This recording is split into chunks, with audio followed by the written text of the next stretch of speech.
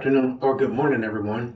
Welcome to the Wednesday webinar. My name is Michael Wimberly, and welcome to the Windchill MPMLink Part 2 webinar. We will get started in just a few moments. Give people just a few more minutes to get on, and we will jump right into it. Thank you once again for your attendance. Good morning once again to everyone. Welcome to the PDSVISION Wednesday webinar. My name is Michael Wimberly, and I will be going through Windchill MPMLink Part 2. This session, we're actually going to talk about resource creation. So if you were here for the first one we talked about the conversion of an mBOM to an mBOM and some of the tools that were available for that. This next piece of it, we're now going to go into the next level of it, which is going in and talking about how to create the different resources for manufacturing that are needed, and we'll discuss those. Now, I will tell you up front, there will be a part 3 to this, and the part 3 will then get into the process plan. So basically taking part 1 and part 2 and now basically putting them together to create the process plan that we need for this whole thing. So I'm just letting you know up front that there will be a part 3 to this that will tie 1 and 2 together, which once again will be the process plan.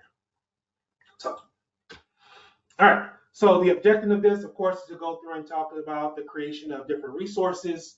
So of course, we'll do an introduction. We'll talk about the resource creation, basically talk about the different types of resources, and then of course, how to connect them with each other to make sure that they actually work in conjunction with each other properly. Do a demonstration of some of that information, and of course have a Q&A.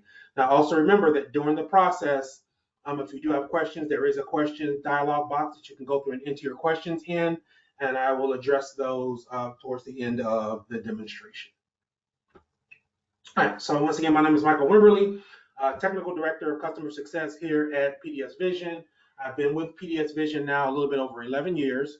I've been working with PTC products for over 25, coming up on to 30 years, and the same thing with the channel. I've been in the PTC channel over 20 years now, and of course have been certified as trainer, implementer, of Creo and Windchill. All right, PDSVISION as a glance, just us as a whole, our headquarters is over in Stockholm, and we have operations now that actually says 12 countries. We actually are now up to 14 countries. So we actually are in 14 different countries across the globe. We are a trusted advisor, of course, for software solutions and services with over 2,500 years of combined technical experience. One of PTC's top partners, as well as we have my PDS applications that increase the value of our investment. So our applications that we have actually lay on top of or work with the PTC applications, one being our PDS Search, which we just did a webinar on as well. That is an add-on on top of Windchill for search capability for those that don't use Windchill on a regular basis. All right, digital transformation journey. Once again, a lot of companies right now are going through this process, and of course, everybody's finding different challenges along the way. So products themselves, what we want to always do is make our products smarter. So we can go through, and whether it's through IoT, whether it's through AR, whether it's through the different ThingWorks applications, whatever it may be, we can go through, use those functionalities to go in and make our products smarter, which gives us information. So instead of it just being a static item or something that's running that we're not getting readouts from, we can go through and make sure we get those things as well. The production, of course, decreased manufacturing downtime. So you want to be able to go through and know when something is failing or something isn't operating properly. Once again, that goes back to making our products smart. So not only the products that we're creating, but of course the things that we're going in and making them with. Once again, being able to predict failures through some of the quality functionality with the aging workforce that we have as people begin to transition out and luckily get to retire. We want to capture their knowledge. So we can do that through some of the applications that we have and potentially automate some of the things that were being done in the past. Processes, remove data silos. What that simply means is this is my data and only my data and only we can read it.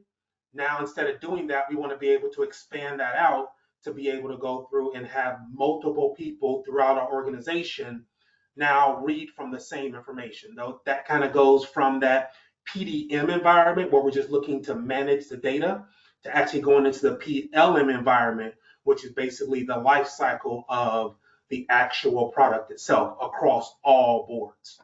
So we want to make sure we want to go through and transition to that. And of course, infrastructure, reduce non-value IT costs. A lot of people are starting to use SaaS and cloud environments. So that's also available for both Creo and Windchill. So we have Creo Plus, and we also have Windchill Plus, which are once again SaaS environments. And then of course, the data itself, big data, you want to always be able to manage the data no matter where it is and have access to that data. So creating value out of that, which is AI, your data banks, the different analysis that you can run. Cybersecurity is always important. So making sure that the right people have access, make sure firewalls are set up appropriately. Windchill, you can do your two-factor authentications. All that stuff can also be used within those environments as well. All right, and then we go into the digital thread, which is basically now taking everything, kind of helps that whole process that we just went through, kind of helps transition that. So I continue to show this slide because these are different areas that our companies are in. Now for this one, because we're dealing with MPMLink, it actually encompasses a few. So normally I'll have arrows for this, but MPMLink deals with, our CAD data. It deals with our technical publications, basically everything in the gray. It also deals with, as well as the items in the yellow.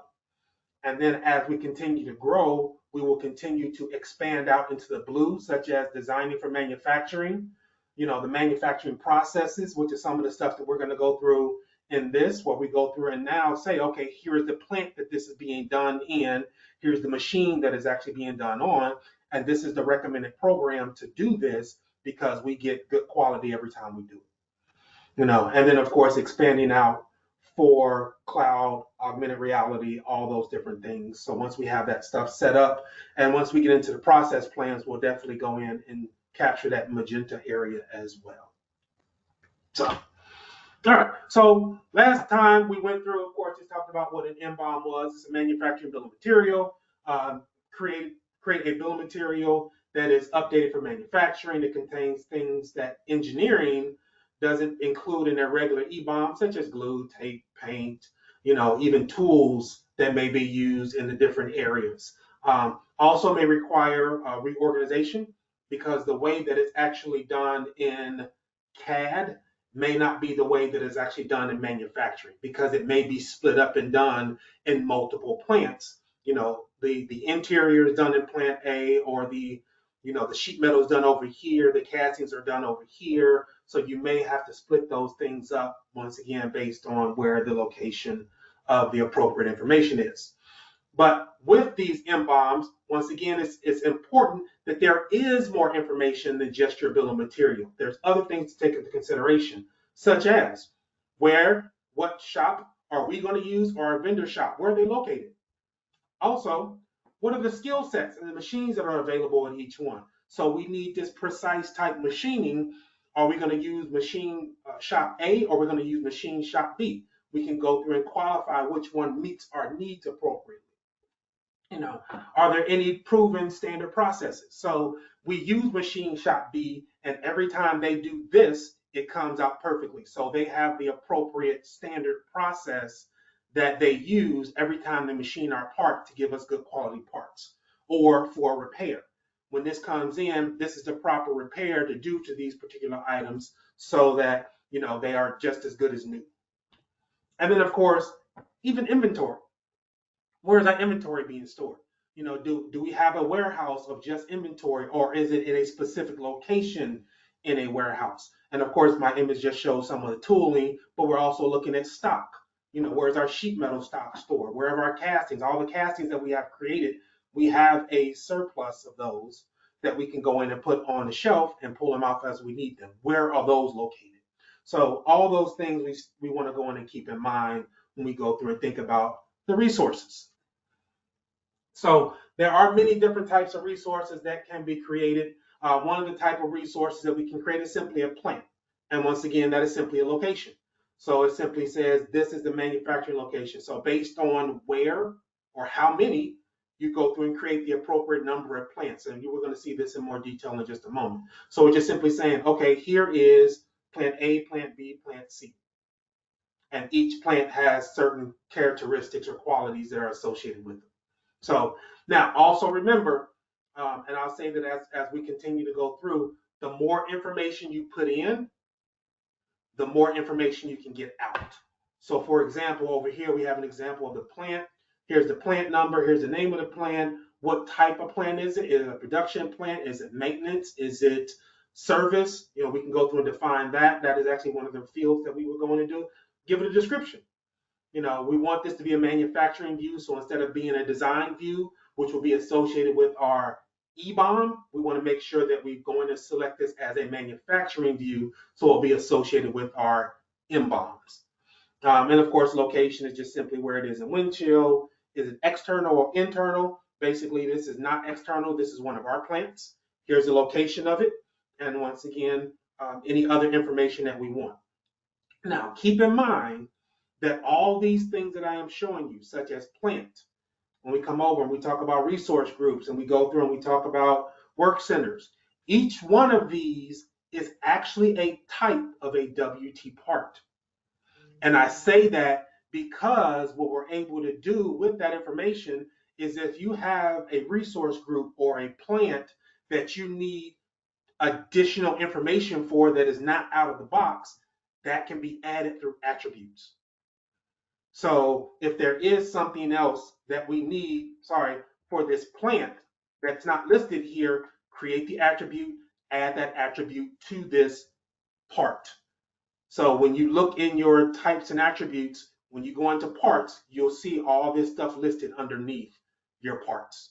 So these are just different types of WT parts. You just don't see the gears because it represents, you know, of course, that being a plant. So just something to keep in mind as you're going in and developing these, that this information isn't locked in. We can go through and edit this if we need to add more or additional information.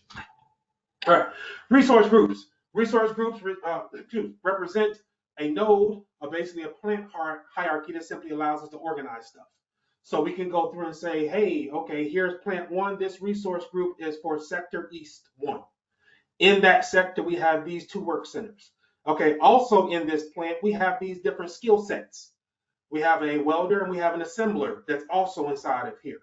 And then also for the warehouse, that warehouse stores tool number 1 and tool number 1 and tool number 2.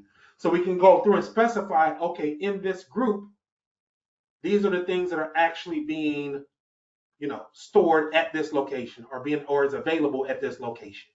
So, and once again, you can make them as detailed as you want to. We can see that, okay, if this is plant 1, 2, 3, 4, 5, there's a sector East 1, maybe there's a sector East 2. So for this plant, we may have another group. There's a sector East 2 that has work centers C and D. You know, and it may be the same skill set group. It may be different skill set groups. And we'll get into that in just a moment on how we can go through assign that. So what we're saying for this one, pretty simply, is that for plant 1, 2, 3, 4, 5, these are the skill sets that are there.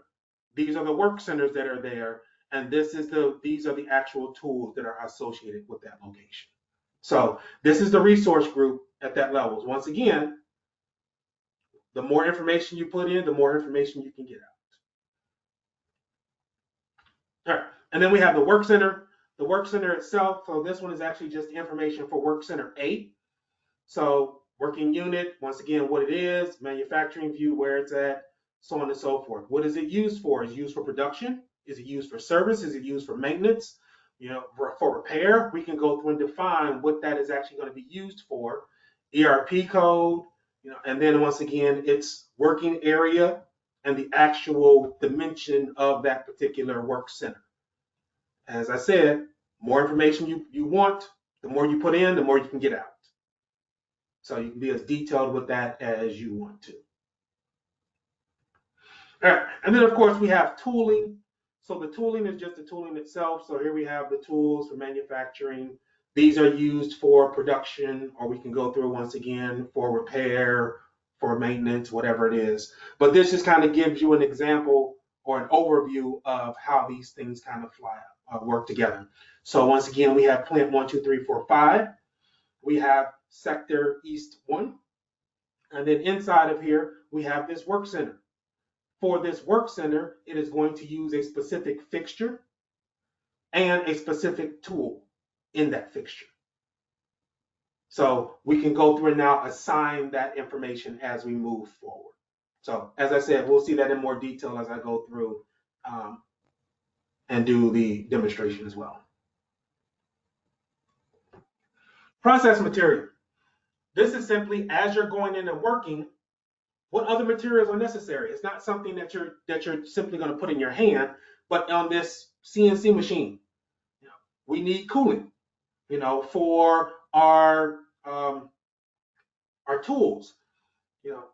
Need a gas line, depending on what you're going to use, an airline, whatever it may be. So we can go through and specify what that information is or what that type of material is. So it's not something that we're necessarily going to look at as a tool, but it's necessary to operate the machine. And we can go through and associate this as well. All right, and then this is one of the most important pieces of it is, of course, a skill set. What is the actual category? An assembler, a machinist, whatever it may be, we can go through and specify that and specify what that skill set may be. And we can go through and now associate this skill set to a plant as well as even to an actual work center. So once again, we will see that. So we can go through and see how these things are associated with each other, which is this next item here. So with this, we can go through and specify same information, but now we can go through and specify what information is useful or can be used. So work center B. All right, so for work center B, we are saying that the operation A is not able to be used inside of or for work center B. Drilling capability is forbidden, but it is preferred that we use this welder. It is that this tool is a mandatory item and is not recommended that we use tool 2. So as we're going in and setting this up, for each one of those, we're going in and setting up basically the compatibility links. So we're saying what is compatible and what is not compatible, or the level of compatibility that we want to go through and set up. So once again, we will go through and do some of that in our demonstration as well, which starts right now. All right, so once again, from the last one, we went in and we had some of our parts. So you can see here some of our manufacturing parts that we've gone through and created from our from the eBOM into our mBOM. So I have those all in one category or one folder. I did go ahead just for simplicity and created another folder called resources. That way we can just see everything that we're creating for here. But just like anything else, if we wanted to put everything into one folder, we could, and just use filters and searches to go through and see what we want to see when we want to see it. So, but organization is pretty simple. Just add another folder. And now from here, I can now go in and say, create a new resource. And it literally is that simple. Now we're coming through and using the different categories that we just looked at. Are we creating a plant? Are we creating a process material? Are we creating a resource group, a skill set? Are we going and specifying tooling or a work center? So for this one, I'm going to start at the plant level. And this is going to be plant A. And the description of this is going to be 3-axis sheeting. And once again, I want to make sure that I specify that as manufacturing. If I had the address, I will go through and type in the address, 12345 Street, anywhere, Indiana, so on and so forth.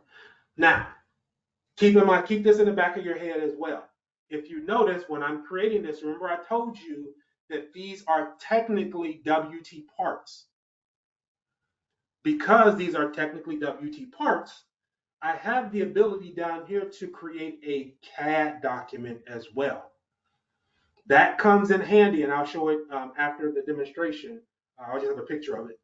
But this comes in handy when we are putting these things together and we want an actual viewable of what this looks like. So if it's a building, the inside of a building, for this we may not have it just because it's a plant, but as we go down and we start to get into tooling and we start to get into some of the assembly lines, we may want to go through and show that information so that as we're starting to create our plant layout, we now have actual physical representation of what they look like. So once again, keep that in mind because that is something that we can go in and do as well. So I do have a plant. I'm calling this plant A. This is for 3-axis machining. I'm going to finish it. There's the first one. I'm going to go ahead and do this 2 more times for plants. This one is plant B. This is for 5 axes. And then one more for plants. And this is going to be plant C. And this is for 3 and 5 axis machine. And I realized I did not put machining on the previous one. Oh, I also don't know if I changed that. Let's find out. I did not. Now, that is the one thing to keep in mind. I realized I didn't change this after the fact. There is no way of changing this from design to manufacturing. So because I've caught this early, and I'll just show you that if I go in and do a checkout and edit, there's no way of changing that option. So once I've created it, because of all the information that is associated with it, being a design view, it won't just let me flip that from design to manufacturing. So cancel that. I'm going to undo the checkout. And I'm going to get rid of it. All right, so now let me go ahead and recreate B.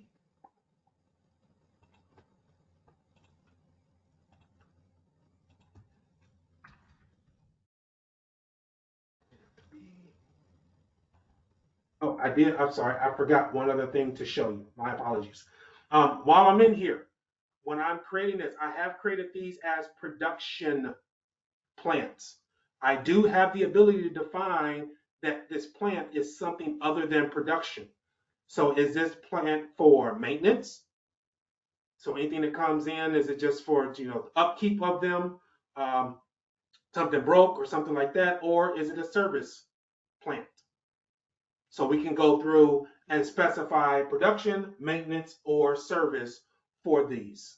Now, it may be that there may be a plant that actually has or does all 3 of those. You still have to go through and define a specific category for that.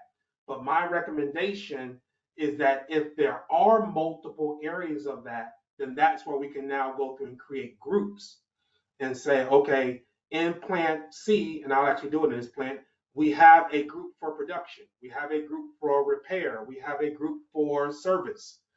So we can go through and define those and then define all of the tools and the work centers and everything else that may be associated with each one of those areas. So we can go through and do that as well. So I still leave this as production. Once again, manufacturing, everything else is fine. All right, and there we go. So A, B, and C. So we've now gone in and defined the 3 plants.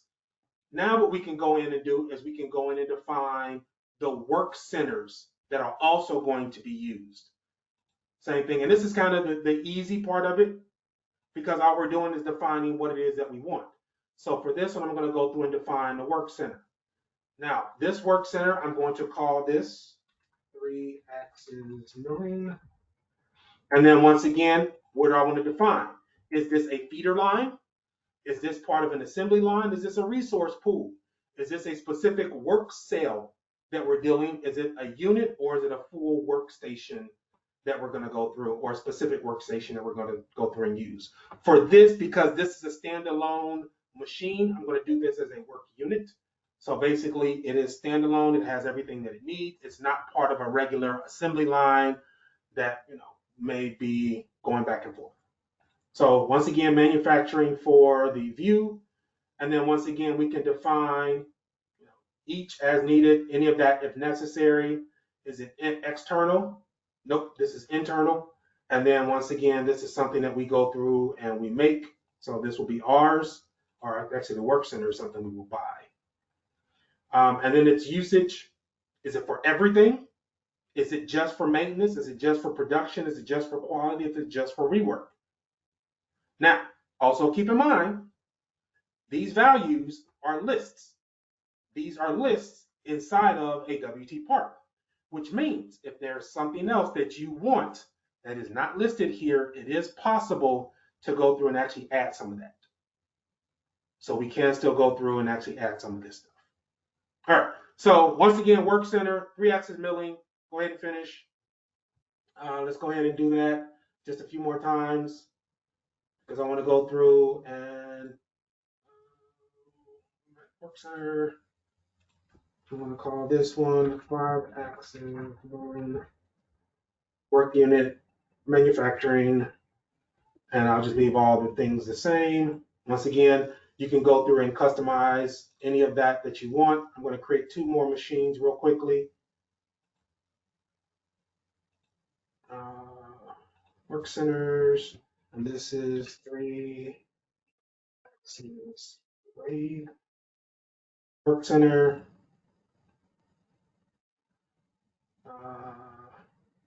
manufacturing. And so there's a question down here for ERP validation code. That basically is something that we can connect when we're going in and transitioning our mBOMs to our ERP systems, or sorry, mBOMs to our ERP systems. So that can be a code that actually will go through and synchronize with the value in our ERP system. So we can use that that says, okay, if it's K1, it is for this. If it's K2, it's for this. Or once again, it is a list. So if there's different values that we need, we can go through and use those to update to correspond with our ERP environment. So it's basically a way of going in and validating where it goes into the ERP environment, or what's it's associated with in our ERP environment.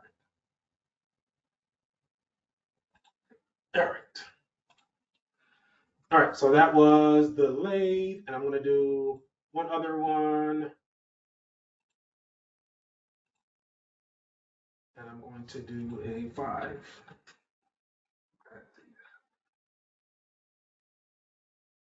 Instead. Work unit, manufacturing, great, done. All right, so now you can see all we're doing is just creating different types of objects at the moment. I'm going to go ahead and do, excuse me, 2 other things. I want to go in and specify that with this 3-axis milling, 5-axis milling, and the 2 lathes, there are specific certifications that are needed for those. So I'm going to come over here and do as a resource, and I'm going to go ahead and just do 2 of them just for time's sake. But I'm going to go through and I can specify a skill. Now, when I'm specifying a skill, who is the skill for?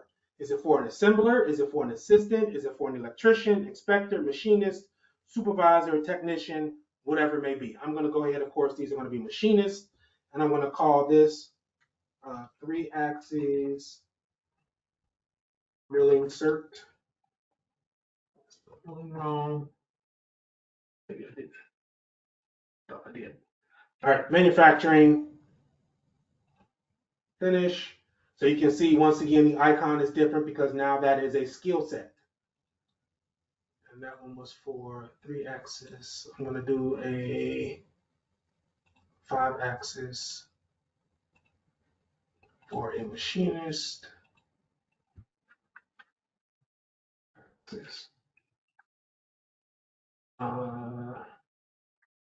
Insert.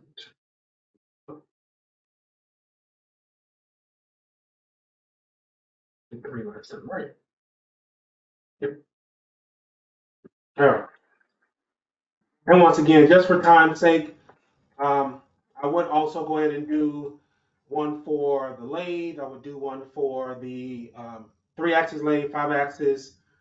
I can go through and do each one of those as well, and just continue to go through and add the additional certifications. All right. And then we also, of course, can now go through and specify, instead of doing skill set, we can go in and do tooling. Now, what type of tooling do we want? Is it a tool or is it a fixture? So for this one, we can go in, excuse me, and do a fixture.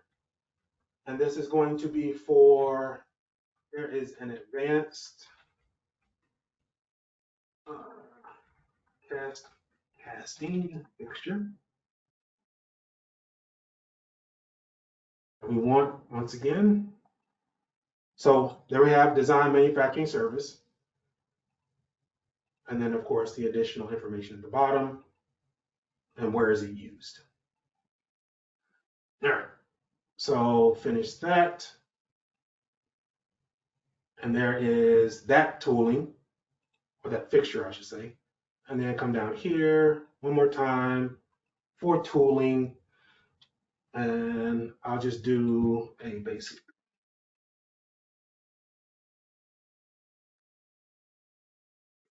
Casting.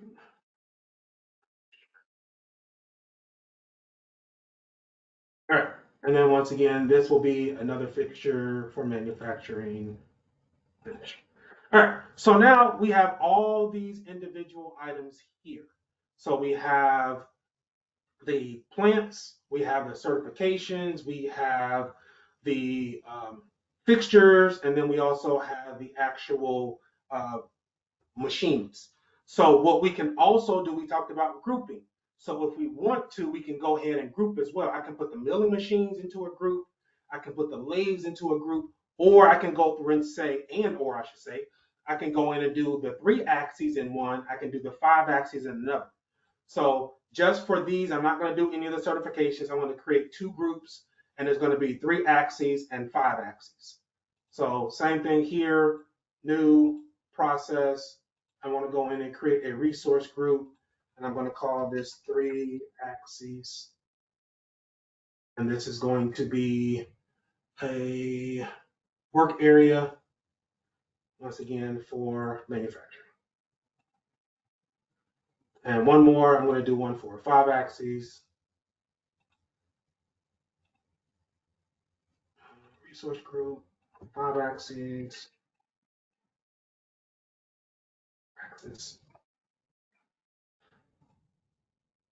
Work area, manufacturing, done.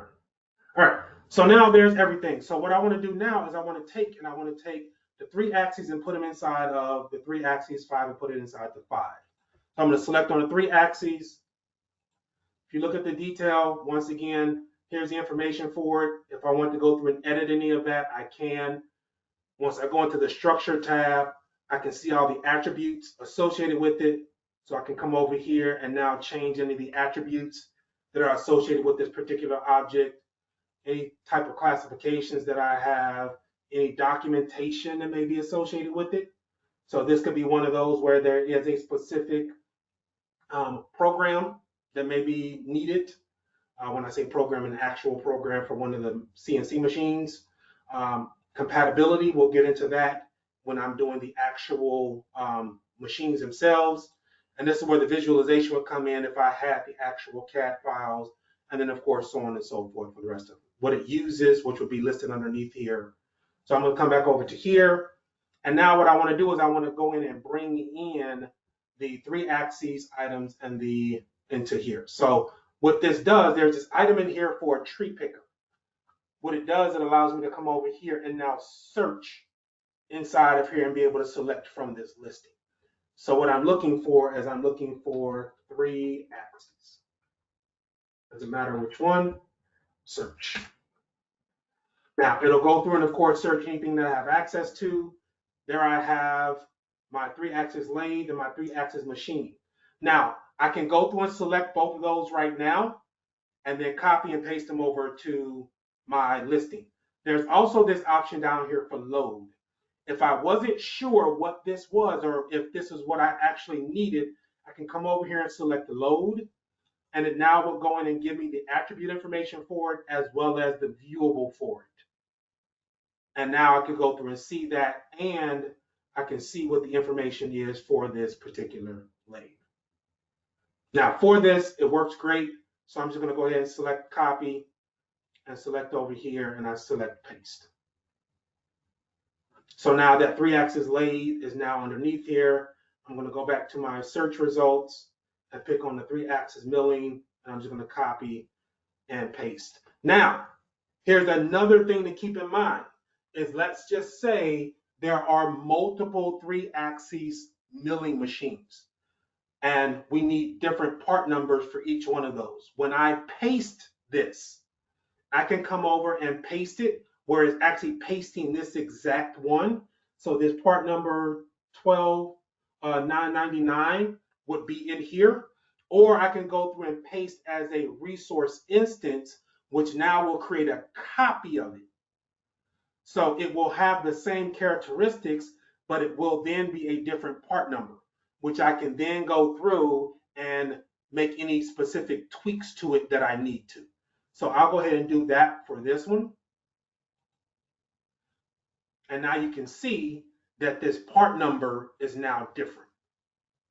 So this is now 13009 versus the 12999.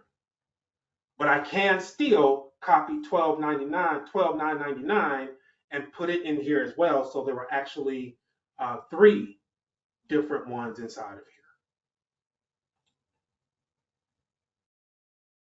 So now I have 3 milling machines in here. I'm sorry, 2 milling machines and 1 lathe. So, and then when I go back into my folder, we can see that we do have an additional 3-axis milling here. Pretty simple. Let's do the same thing with this 5-axis. Let's add that real quick. Same thing, I'm going to open up the search. Go ahead and do for 5-axis. Now, because I want that, I'm going to copy it and just simply paste it. And there it is. Now, since we're in here, I will go into the next level for it as well. So in this structure, when I come over to the uses, there is the actual lathe itself. When I select on the lathe, this information over here updates for that particular object. So when I look at the attributes, it is showing me the attributes for this lathe, which also now brings me to the compatibility part. So for this lathe, there is a specific level of compatibility that is necessary. So I can come over here and say, I want to go through and add compatibility. So now this is where I can go in,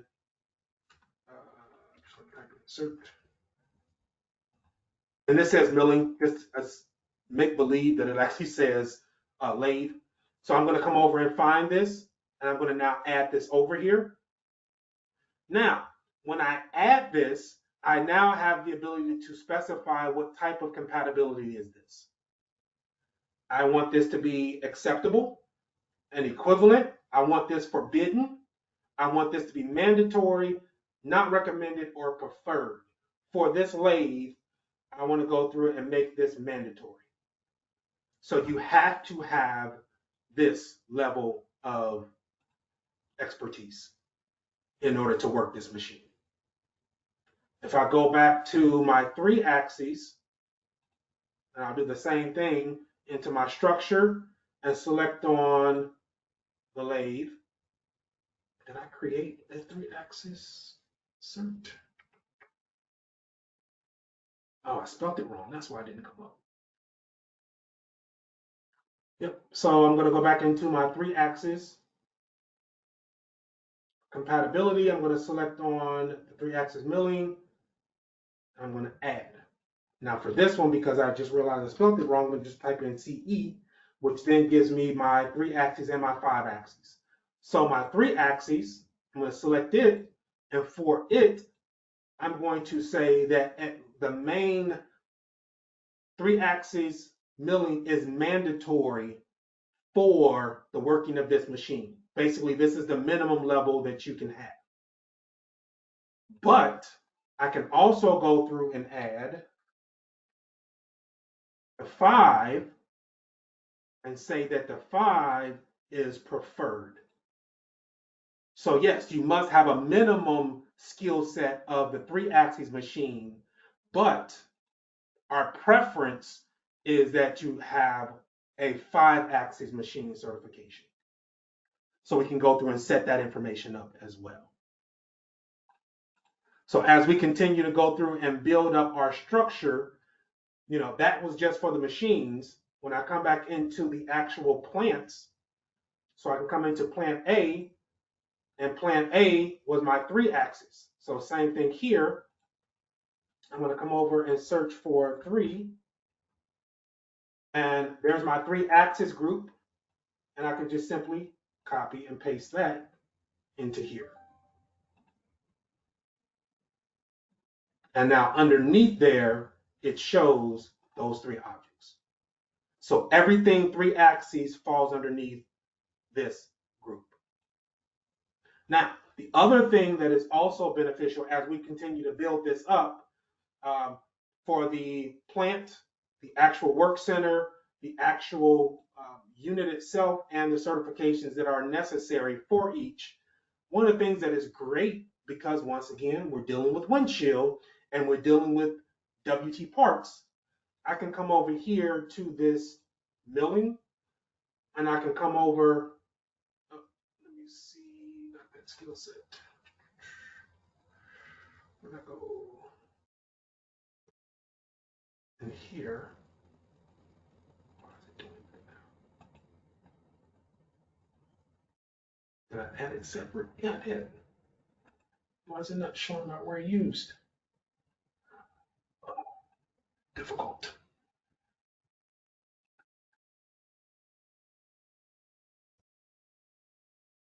Okay, this one is showing it as the group. I thought I did it separately.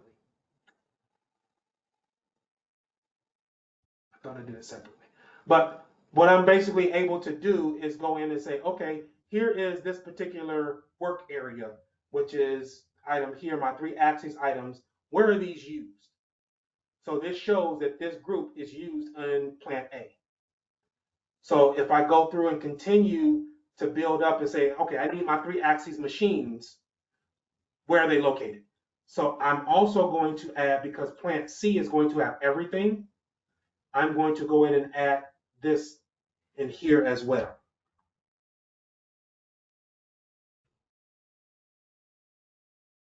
Copy that and paste. And then I'm also going to do my 5. And I'm going to take both of these. Oh, I spelled everything wrong, didn't I? Copy those and paste those in here as well. And there we are.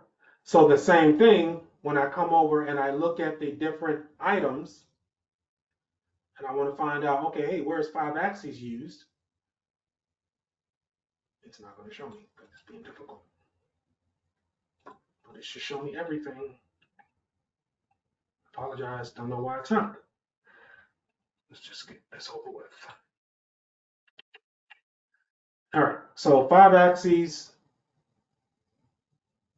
I just added to this plant, didn't I? No, I added 3 axes. That's the certification. Pick the right one. That. There we go.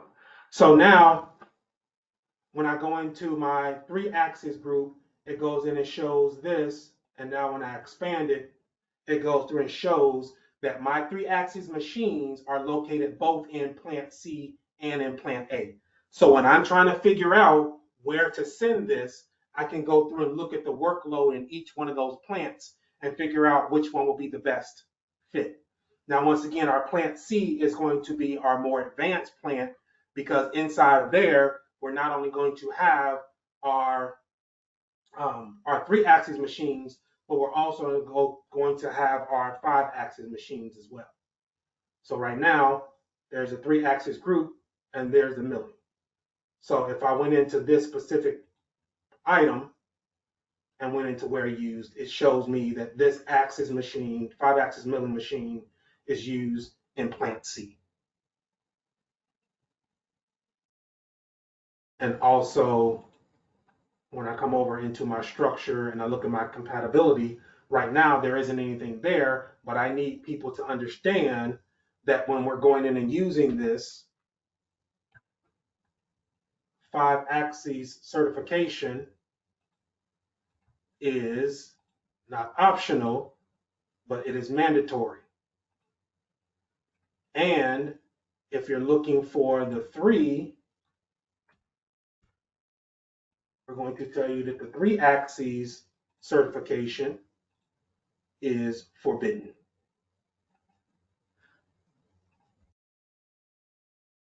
So we can go through and see that for this particular item, if you only have a 3-axis milling certification, you can't work on this machine because it requires a minimum of a 5-axis machine certification. So we can continue to build up that information. Once again, what is available, what's not available, how the structure is built. So when I go back to plant C and I look at the structure underneath plant C, we can see the information that is there. Now, once again, this is simply the base level of it, where we're going in and saying, okay, here's the plant, here are the machines that are available individually, together, whatever it may be. So we're building these things up. And as I said, this is now where we start building up what's available and where. So just like we were doing with the WT parts, we're doing those here as well. So when we're building up the mBOM, we're now building up the production environment. What are the plants? What are the machines? What are the skill sets available? Where is inventory stored? All that information that we can go through and use. And actually, let's go into here real quick. And even for this, we can go through and use what am I looking for? So for this one, so for this 3-axis milling machine, we can come in here underneath it and create a new resource. And that resource can be a process material. And what type of process material? A coolant, a cleaner, coating, whatever it is that we want to go through and use, a solvent. Any of those things we can go through and use for this, because once again, machine, we want to go through and make sure that the information, that the machine coolant, and we'll put it in here, we're representing everything is possible, everything that is possible inside of here. So coolant is something that's necessary. So once we go through and tell it to make it, what is their usage, for everything? How is it done? Basically as needed. Or is it by liter? Each machine has so many liters. We can go through and do that as well. So we can go through and specify any of those characteristics that we want. Finish. What?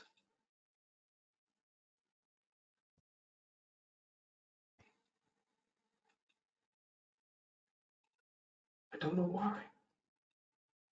I just did it. Manufacturing, there. Make. Okay, so I don't know why it's stopping me at this point. I literally had just done this. Not sure. Let's see if I go into it individually. But it's in a relationship.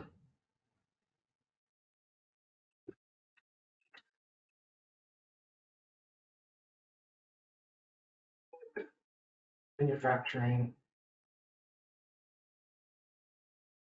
Oh, not sure why it's stopping me, because it wasn't stopping me before.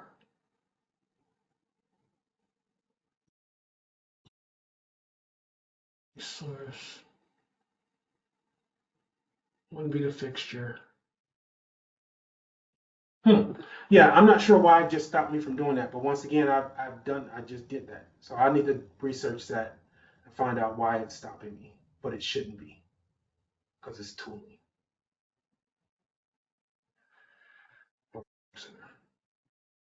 Hmm. Yeah, I'll find out and let you know. Maybe default.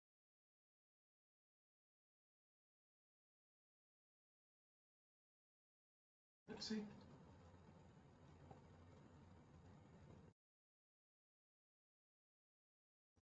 I think I did that just a minute ago. All right, somebody was asking maybe it's the default unit, but it's manufacturing, and now it's each meters. Now, yeah, I'm not sure what it is. A usage relationship between the selected objects is being disallowed. Yeah, I'll find out and I'll reply to everybody and let you know what I was doing incorrectly. Something's not right here. But other than that, once again, at this point, we are building up, once again, our plant structures. So whether we have multiple plants like I had here, where I have plant A, B, and C, and each plant has its own machine area or shares different types of machines. Like I said, we have the 3-axis group here, and that 3-axis group is used in 2 different plants.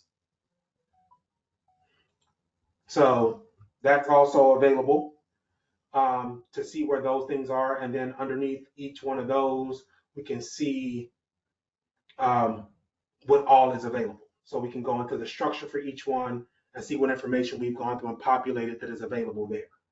And remember, we can go through and define whether or not it is a production environment, whether it's a maintenance environment, whether it's a service environment, and once again, define the type of tooling and work centers and skill sets and all those things that are also available so that once again, when we are defining this product needs to be created and it is very precise. So we don't want to do it on our 3-axis machining. So we will not use plant A. We can use plant B because plant B has 5 axes, or we can use plant C because plant C has both 3 and 5 axes. So those type of planning that we can go through and talk through as well for each one. And once again, make sure we have the appropriate skill sets, that people have the appropriate skill sets that are available as well for each type of tool or each area that they're going to go through and work on. So I did for machinists, but it's also available for assembler, for assistants, for electricians, all those different things. We can make sure that we're saying that these people need these specific skill set levels in order to work on these particular types of environments. So any of those things can be done. The last thing that I want to show is what I mentioned just a moment ago for you guys to keep in mind is that when we are going in and defining things, as I said, these are actual WT parts. So we can go through and create a link from a WT part or from our work center to an actual CAD model. So we are able to go through and do that. So when we actually go through and start to define everything as we're building it up in our visualization, it actually shows our actual assembly line. So yeah, it'll take some tweaking to go through and get everything to line up appropriately, but we have the visualization pieces that we can go through and use so that we can see what this particular assembly line is going to look like if this is the type of environment that you're creating.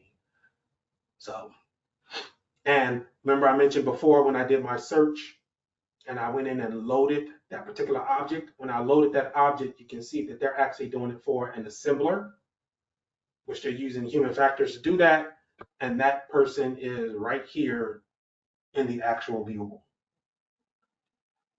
So we can go through and define all of those as well and make sure that they're in the right position or the relationship is appropriate. The table heights are appropriate for the individual that's there, so on and so forth. So all these things can be manipulated. So like I said, this can be done by linking the objects that you're creating to actual CAD files. And then we can have those viewables that we can use. All right, any questions on any of this information? So like I said, this one is pretty simple. It is just building up information, but remember, as I mentioned before, the more information you put in, the more information you can get out.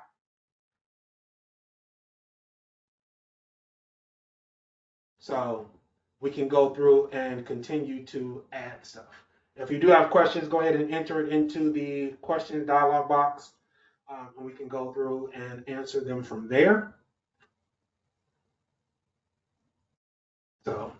So yeah, by default, like this tooling, there is just, the basic information up here at the top. But if you want to go in and be specific, what is the precision of this particular object? Is that precise enough? Yes, that is. What is the actual work area? Is it big enough to put the item on there that we want? And then what is the actual size of the space that it takes?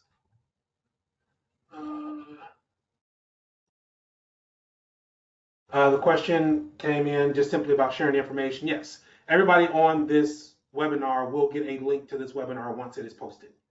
So yes, you will get this once it is completed. It will go out to everyone that is in this, that actually signed up for the particular webinar.